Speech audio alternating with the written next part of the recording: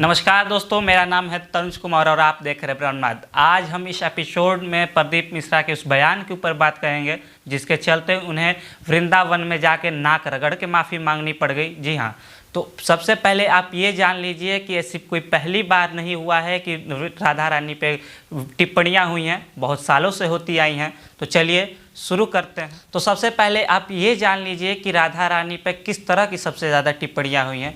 सबसे पहले ये टिप्पणी हुई कि राधा रानी का वर्णन कभी भी श्रीमद् भागवत पुराण में नहीं हुआ है। दूसरी टिप्पणी ये हुई कि वृंदावन में उनका जन्म नहीं हुआ है। तीसरी टिप्पणी ये हुई कि राधा रानी का विवाह श्री कृष्ण के साथ नहीं हुआ है। तो आज हम इस एपिसोड में तीनों टिप्पणियों के ऊपर विस्तार से बातें करेंगे कि किस हद तक ये टिप्पणियाँ सही हैं।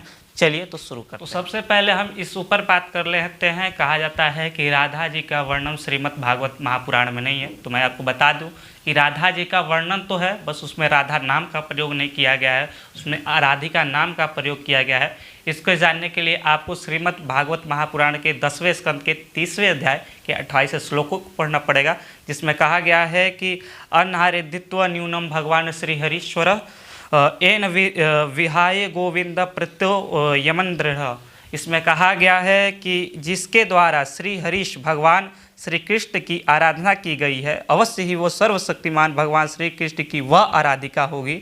इसीलिए इस पर प्रसन्न होकर हमारे प्राण प्रिय श्याम सुंदर ने हमें छोड़ दिया और उसे एकांत में ले गए हैं। यहाँ पर जो आराधिका शब्द का प्रयोग किया गया है वो राधा जी के लिए किया गया है। तो जो ये लोग कहते हैं कि राधा जी का वर्णन नहीं मिलता है भागवत में, तो ये गलत है। राधा जी का वर्णन तो है, लेकिन आराधिका नाम से किया गया है।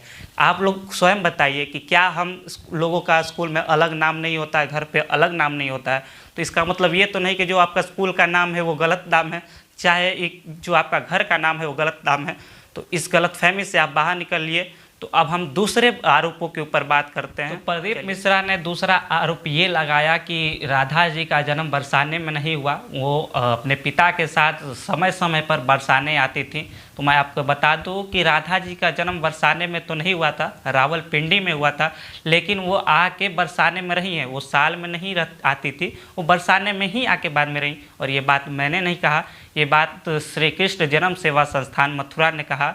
उन्होंने कहा कि कंस के दुराचार के कारण वो रावल छोड़कर बरसाने में आकर ही रही हैं। वो बरसाने में कभी कभार नहीं बल्कि हमेशा से रही हैं। और अगर हम राधा रानी के विवाह में बात करें तो राधा रानी का विवाह के बारे में ब्रह्म वैवर्त पुराण के दूसरे खंड के 49वें अध्याय के 39 से 40 श्लोकों में मिलता है। इसमें बताया गया है कि राधा रानी का विवाह रायण नाम के व्यक्ति से निश्चित किया गया है। ये श्री कृष्ण के मामा लगते थे और यशोदा के भाई थे। और अगर हम गोलोक धाम की बात करें तो रायण श्री कृष्ण के अंशभूत गोप थे। और जब विवाह का समय आया तो राधा रानी जी अपनी छाया छोड़कर श्री कृष्ण के पास चली गई, जहाँ ब्रह्मा जी ने भांडीर वन में श्री कृष्ण के साथ उनका विवाह कराया। तो जो लोग कहते हैं कि श्री कृष्ण का विवाह नहीं हुआ था राधा जी के साथ, तो वो जान लें कि श्री कृष्ण का विवाह हुआ था। और मैं बता दूं कि राधा जी श्री कृष्ण की अर्धांगिनी हैं, उनके आधे अंश उत्पन्न हुई हैं। और श्री कृष्ण राधा जी को पूजते हैं और राधा जी श्री कृष्ण को पूजती हैं। तो ये जो व्यक्तिगत चलते हैं झूठे आरोप, तो इससे आप बाहर निकलिए। और जहाँ तक प्रदीप मिश्रा की बात करें तो प्रदीप मिश्रा ने कहा था कि उनके वीडियो को आधा अधूरा कट करके डाला गया था, जिसके चलते ये विवाद हुआ। प्रेमानंद उन पर क्रोधित हुए। उन्होंने कहा था कि आप अगर क्षमा चाहते हैं तो वृंदावन में आके नाक रगड़ के माफ़ी मांगे। जिसके बाद आपने स्वयं देखा कि प्रदीप मिश्रा वृंदावन में जाते हैं, नाक रगड़ की माफ़िया मांगते हैं। तो बाकी आप इस पे क्या सोचते हैं? और जो लोग झूठे आरोप लगाते हैं उनको ये वीडियो सेंड कीजिए ताकि उन्हें पता चले कि तथ्य क्या है, और आप भी इस बारे में पूरी जानकारी रखिए। जय श्री राम, जय भोलेनाथ।